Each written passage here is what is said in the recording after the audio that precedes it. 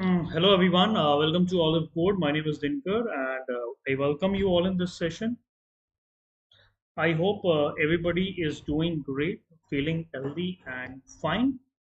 After so long time, we are continuing with our concept building series because on various Saturdays and Sunday we are doing the marathon session. Because of that, this series cannot happen. So again, we are just continuing with our series of 9 p.m. That is the RBI Basic Concept Building series. Okay, so those people who are there in the session, they can just say hi, hello to me in the chat box so that I may know you are here in the session. Uh, I can see one or two people are there in the session. They can just wave off to me in the chat box so that I may know you are here.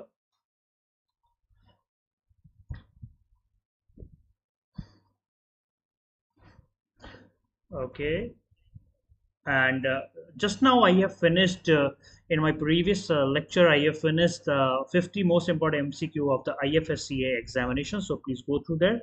Sumukh Deshpande, hello Sumukh, welcome to the session, and I hope you are good, right? And A, what is your name? I can't find your name. What is the name? What is your name?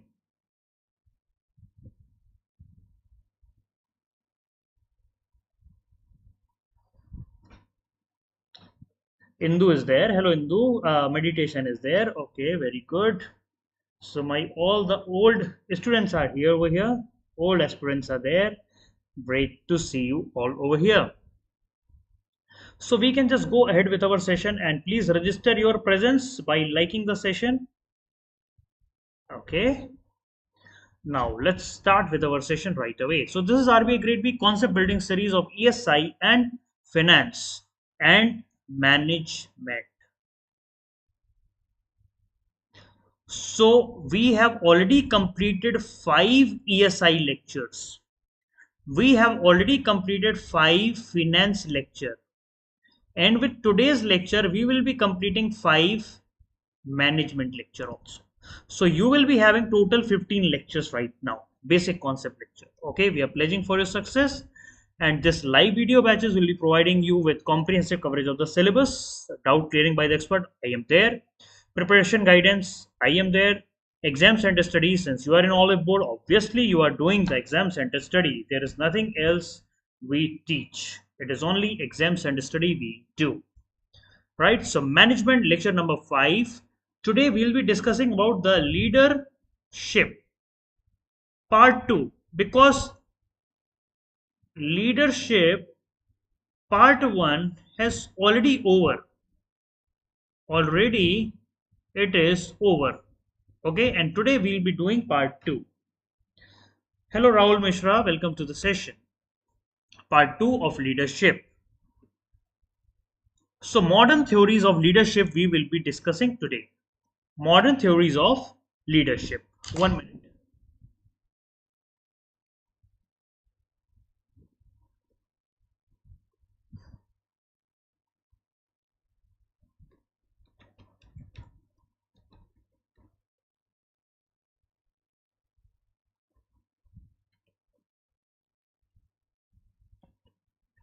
Yeah, modern theories of leadership. First of all, we will be discussing about the contingency and situational theories. Based on the various situations, how the leader behave and what type of leadership style the leader has to obey to it. Okay, so what are these contingency and situational theory in the leadership? So we go to 1960s. In the 1960s, there was a lot of discussion regarding the leadership styles. So in 1960, the new type of leadership, like we call it also as a modern leadership style, they focuses on situational, like based on the situation, leader has to adopt the various type of strategies, and various variables are there. Based on that, new type of strategies has to follow. So what are the 4 important models that has been come under the situational and contingency variables? So one is Fiedler model, second one is Hersey-Blanchard model, third one is path goal model, and fourth one is Vroom and Yetton model, that are coming under the situational and contingency model. Right? So we will be studying one by one what these models say about the leadership. Okay. So Fiedler contingency model. So effectiveness of a group depends on the proper fit between leaders and interaction style with his subordinates. Okay, so there is an example. If we take, there is a school, there is a school is there, in which we have a teacher 1 and teacher 2. Teacher 1 is a new teacher, teacher 2 is a old teacher. Teacher 2 will be very good at relations, and teacher 1 will be look for a task, because he is or she is a new to right now a new teacher. So she or he might not have built the relationship with the students. Okay, so this teacher 1 will be focusing on task, and the focus of the teacher 1 will be on developing the relations. While on the other hand, if teacher 2 is there, because of the relationship, student take this teacher lightly. Okay, so teacher 2 is good at relation, but teacher 2 has to perform their task also.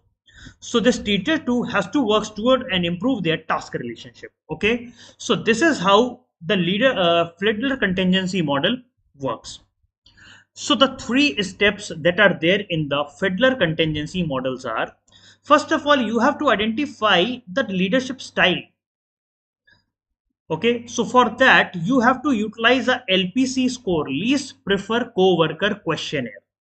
There is a questionnaire which is there, in which you have to find out, like they have to answer some of the question, and this measure if a person is task oriented or relationship oriented.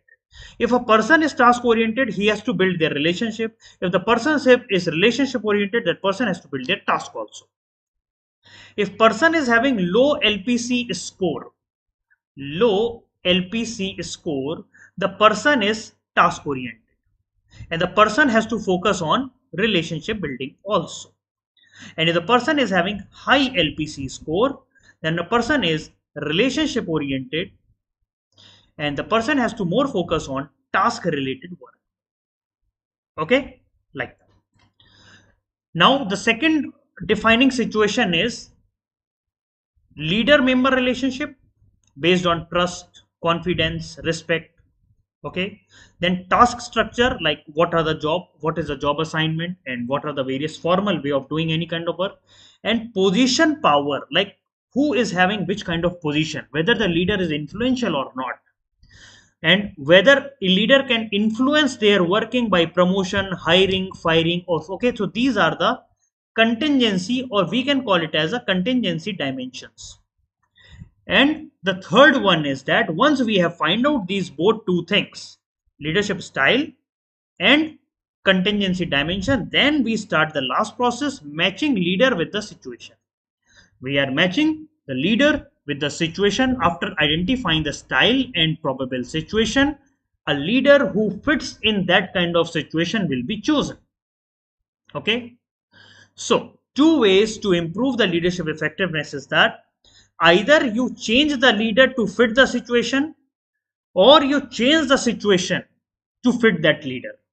Okay, either you change the situation so that leader which is earlier working should fit in this situation, or you change the situation itself so that leader is automatically fit into that. So these are the 2 things in which you can have improving the effectiveness of this whole work. If you see this least preferred co-worker situation and least preferred co-worker table is there. Okay, if low LPC score, task oriented, high LPC score, relationship oriented. Okay, so you you have to fill the questionnaire, like pleasant, unpleasant. You have to give your score for 1 2 3 4 5 6 7 8. Okay, like that, and then your score will be calculated. Okay, so based on that, if you see over here, we have a high LPC score is there. Okay, you can see over here we have this high LPC score is there, right? So this leader is relationship oriented, and this leader has to move more towards task orientation. Okay, if you see over here, the leader is cold, the leader is quarrelsome, then backbiting, and all these things are there. Now leadership member relationship, this good and poor. task structure, and position power. So here we have taken the various situations. Low LPC or middle LPC, position power if you have a strong power, and you have a high structuring, then you will have a good relationship between your subordinates. Okay, if you have a weak power and you have a high structure, then also you can have a good control, right? So if you can see over here the preferred leadership style over here, then if you have a low structure but strong power, then again you can have a good leadership member relationship. So this is how this purpose has been found, like how we are changing the situation to make the leader fit in, or we are changing the leader to fit in that situation. Okay, then comes the next theory, that is called cognitive resource theory. It is the modified form of contingency theory that we have seen. It is just a modified version of that theory. This theory states that stress has a negative impact. Like in the job, you have stress. Stress hota hai na? So that stress is having a negative impact on any situation and experience and intelligence, and can minimize the influence of the stress on leader. So the stress has a negative impact on any situation, and experience and intelligence can minimize the influence of stress. If you don't have experience and if you are not intelligent enough, you will have stress. But if you are experienced, if you are intelligent, then in the work you will not have stress, and you will have a minimum stress. So in the cognitive resource theory, they are putting one additional thing, which is called stress, as a factor of, that factor plays an important role. How leader intelligence and experience change the outcomes. Experience is more effective than intelligence. More and more experience, more and more effective leadership style the leader can have. Okay. See, intelligence is used when you have to do some kind of innovation, right? Where the stress is low. Okay. Experience is required when you have a stressful situation, and intelligence is required when you have a low stress situation. Okay. Now comes the third theory, that is called Hersey and Blanchard situational leadership. Okay. Let me have some water, please.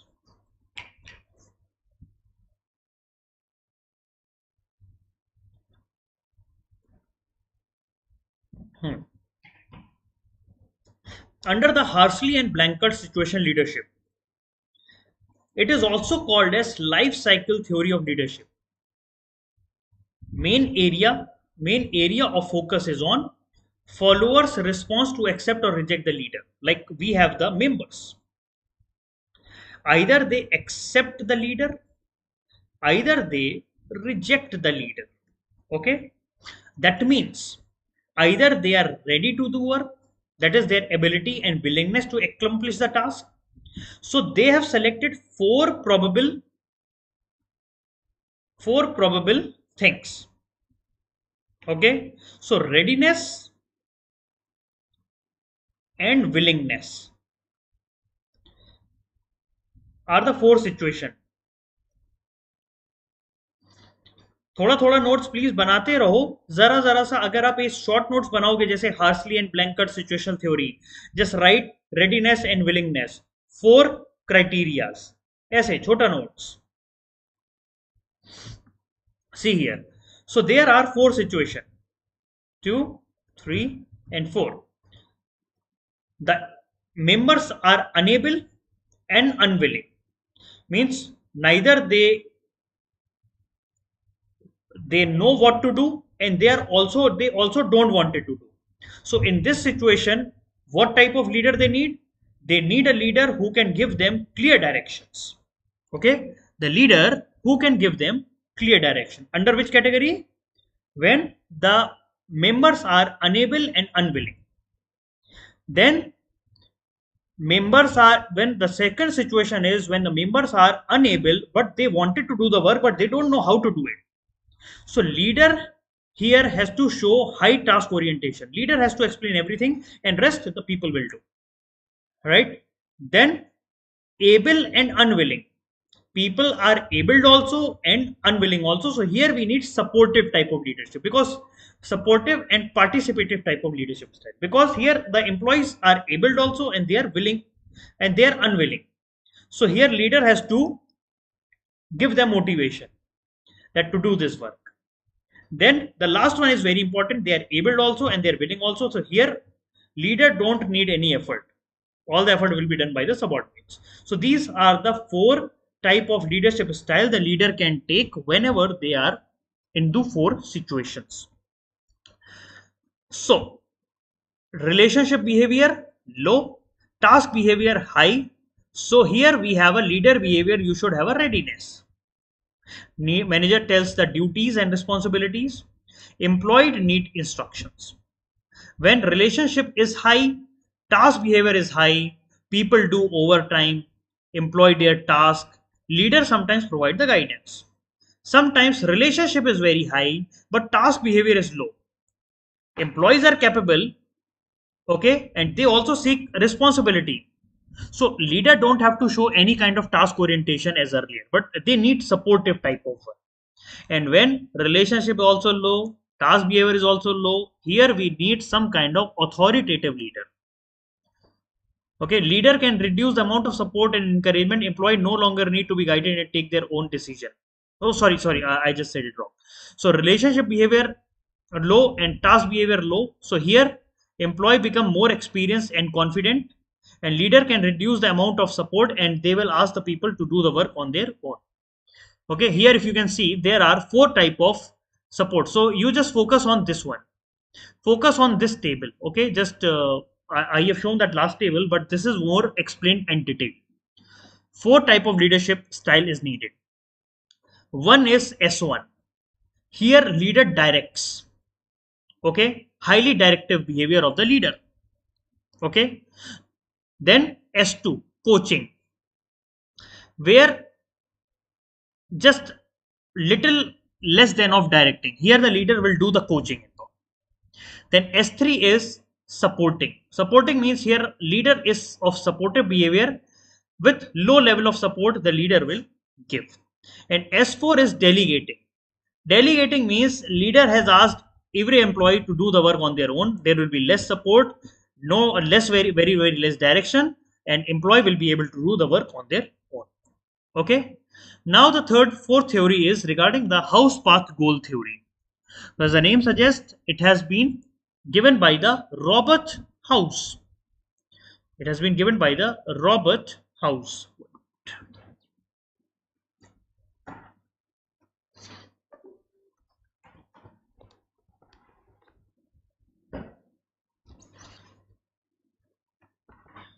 Theory is given by Robert House. Okay, so based on the OYO studies on expectancy theory of motivation, there is a motivation theory which is called expectancy theory. You provide some kind of expectancy to the people and people will work for that. Okay, so follower accept leader behavior if they believe it will get them immediate or future satisfaction. Like leader say, if you perform this task by Sunday, you will get 2 days of bonus. 2 days of bonus. Okay, so follower will accept the leader if they believe that this leader will really provide us with the bonus. Okay, here the leader provides the information and resource for attainment of the goals, and their goals are compatible with the organizational goal. So again, here four type of leadership styles are there. One is directive, second one is supportive, third one is participative, and fourth is achievement oriented. Under the directive leadership style, they majorly focus on the work that you have to do. Under the supportive type, they only focuses on the well-being of the worker too. Along with the work, they focuses on the well-being of the worker also.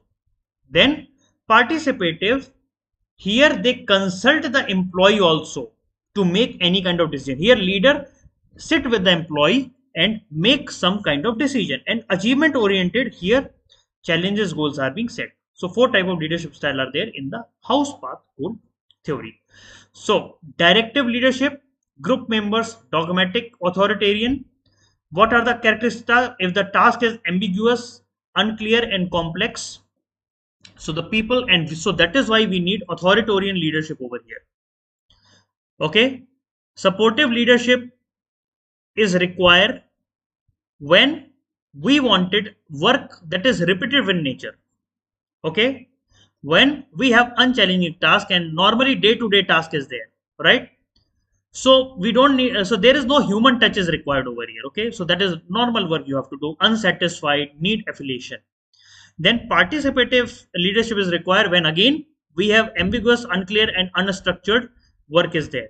Here people want autonomy. Some people need for control and need for clarity is there. For participative, yes, leader and member will sit together to decide on the work. And achievement oriented, again we have ambiguous, challenge, complex task. Here high expectation are being set and we have to excel in these areas. Okay, so here if you can see that the path goal theory is here. Leader behavior is here, right? Leader behavior can be of four types. Then task, reward system, relationship, co-worker all meet over here. Need, self-confidence, ability meet here. When all things are perfect, when all things become perfect, you will get motivated subordinates, good performance and also the satisfaction. So all these things has to work together in order to get this work. Okay, now Vroom and Yetton leadership participative model. Again we have a one important leadership participative model is there. Here Yetton, Vroom's and Yetton leadership participative model tells that they have set the rules stating the amount and the form of participative decision making. Okay, how a decision is made is also very important than what is a decision. So here focus on how decision is made. It is not regarding what is the decision, but what is the process that you have used for making that decision is very important. How leader make the decision, that is very important. Okay, so leadership participation model, they have a 3 of 7 contingency and 5 leadership styles. Okay, 5, 7 contingency and 5 leadership styles are there. If you see over here, yeah, A1, A2, C1, C2, G1 and A. So what is this A1? A1 is an autocratic type. Manager solve the problem and take all the decision on their own. Autocratic 2 means manager takes some of the necessary information from the subordinate but still make the decision on their own. Then consultative 1, that is called C1. Manager discuss the problem with the relevant subordinates.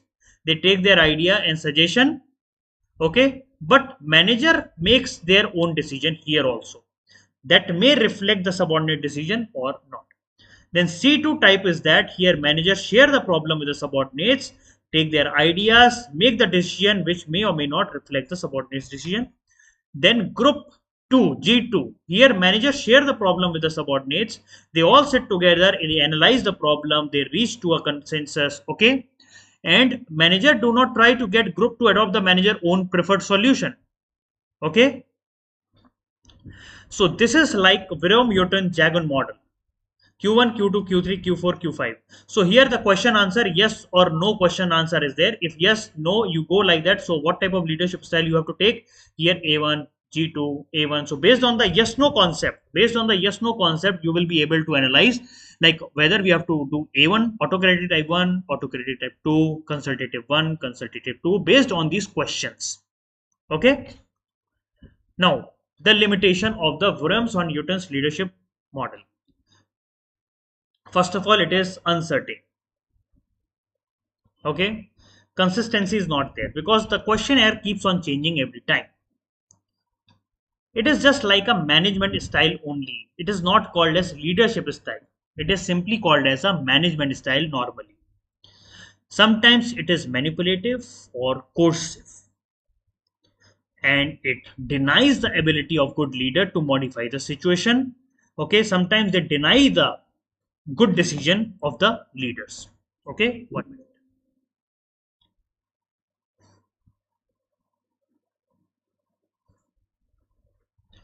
Now comes the leadership member exchange theory. What is the leadership member exchange theory? Again, given by the Dake, it is called as vertical DYAD linkages. This theory is developed by the Greens. Okay, so here there are a kind of dyadic relationship linking the leader with the follower. What type of quality? Mutual trust, loyalty, support, respect, and obligation. Based on that, dyadic leader relationship are being there. So if you see here, this in blue color, we have a leader. Okay, leader has created his own small group. Leader that called it as in group. In group, leader is having confidence. Leader is dependent on this blue group. Okay, they are only involved in various other things. Then there is a out group, which is leaders is less compatible with these people.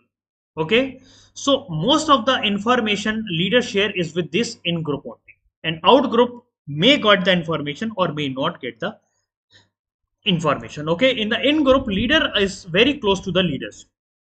The people here are very close to the leaders, and in out group they have a formal relationship, not very close relationship. Okay, in groups, subordinates generally tend to have lesser turnover, high performance rating, and greater satisfaction. So those people who are in the in group of the leader, they all get high performance ratings, greater satisfactions than the out group. Then the next theory is leadership continuum theory. Okay, so this theory is given by the Tannenbaum and Schmidt. Okay, so the based on the idea, so they have the idea which is called classification of leadership, such as autocratic or democratic are extremes. People say that if you are dividing that leadership under two extremes, that is called democratic and autocratic, that are extremes. But in real situation, it is the leadership style always fall in between these things. Okay, between these two extremes. Okay, so this theory has addresses the criticism that leadership style cannot be described as either authoritative or democratic, but it is between the two. Okay, so here if you see, you can see somewhere we have a long arrow, somewhere we have a short arrows. If you see over here, this is a small arrow here, here we have a long arrow. Here we are the authority, here we are the freedom. If you see the long arrow, that means huge authority. Here decision, here the leader directs. Leader give authoritative directions. Here in the freedom is large. Here the leader delegates full freedom to the subordinates. Here if you see now in between, here the leader cells make decision and explain. Here leader do the consultation, and here leader shares the definition. Okay, so these first of all, let me see over here. These are the two extremes. These are the two extremes, and all the things happens in between. Now, Tenman and Smith in 1958 has proposed the idea, have said that we have to move from autocratic style towards the democratic style. Okay, then comes the next leadership style, transformational and transactional leadership style. Transformational and transactional leadership style is there. So leadership expert James McGregor Byrne, they have introduced transformational leadership. What does that mean? leadership and their follower raise one another to higher level of mortality. So that means leaders and follower both work together. Leaders and followers both work together. And then Bernard M. Bass is there. They have developed the transformational leadership further. After McGregor, Bernard M. Bass has developed this theory more further. Here in this theory, leader works with a team. Leader identify the changes. Leader knows the vision. Leader provides inspiration. Leader execute the changes. Okay, so this is also called as full range leadership model. So if you see here, please understand this. Transactional to transformational the leadership do. In the starting, leaders start with transactional. Leaders allow them to work on their own laissez-faire. Then management by exception, only interfering at particular places. Then contingent reward, like if you do some work, you will get reward. This is three phases are called transactional. After that, the transformational change. So transformational means you are transforming yourself. So again, you have an individual consideration. Now, who are you yourself? You can stimulate your intellectual views, inspirational motivation, and idealized influence. So this is all called transformation. So leader has to work over in the transformational area. Laissez-faire is most passive, less effective leader behavior. Then management by exception can be active or passive, but slightly better than laissez-faire. Okay, so here in the management by exception, leader is only available when there is a problem. Okay, and then transactional and transformational leadership completes each other and they are not opposing. After transactional, transformational happens. Okay, so under the transactional, contingent reward you will get, managed by exception, management by laissez-faire, and transformational you are idealized influencer, inspirational motivator, and individualized consideration is being put to you. Okay, now servant leadership. What is the meaning of servant leadership? Under the servant level leadership, leader goes beyond their own self-interest and they help in developing their followers. That means leader is not worrying about himself, he is worrying about their own followers. Okay, so Robert Greenfield has introduced this. Okay, primary focus on well-being of the people and community. Share the power with the people and need of the other first. Okay, so here the 11 pillars are calling, listening, empathy, healing towards other people, awareness about the people, persuasion to the people, foresightedness, conceptualization, stewardship, growth, and community. So this is all related to servant leadership. Okay, then the last is authentic leadership. Authentic leadership means here leader legitimacy is being built by honest relationship with the followers. This authentic leadership is focusing on the ethical foundation. 4 core principles. First of all, leader has to self-aware, moral perspective has to put in place, balance processing, and relationship transparency. So all these are moral way of working. All these are moral way of working, right? Now, under the authentic, we have lead with purpose, but in traditional, lead with goals. So this is a difference. How authentic is different from the traditional leadership. In the traditional, they are selfish agenda, but in the authentic, they have a value principles. In the traditional, they are lead with ego principles, but in the authentic, they are lead by the hearts. In the traditional, they have a accumulating transaction, but in the authentic, they are long-term relationship that is being built. Under the traditional, they are imposing power, but in the authentic, they are demonstrating the self-excellence and self-discipline. Okay, so success versus effective leader. If anybody wanted to drink water, they can drink it.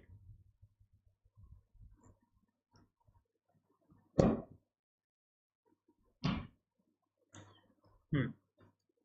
So what is the difference between success and versus effective leader? Success of of a leader depends on few things, like how your subordinates behave with you, right? In what position, power you are there, and how you are closely supervising them. That is the success of the leader. Then, what are the effective of the leader depends. It is on attitudinal, personal power, great general supervision. So, success leader can both effective and ineffective. Whenever you have any effective, the successful leader is ideal. So, those managers who are successful, how it is based on the networking that they have been become.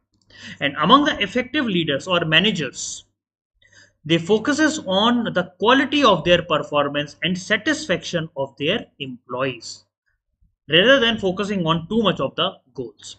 And leadership and power, power normally refers at like how you have an influence over the other. Okay, so most important aspect of the power is that it is a function of dependence. The more and more people are dependent on you, the more and more powerful you are. Okay, so power does not require goal compatibility or nothing.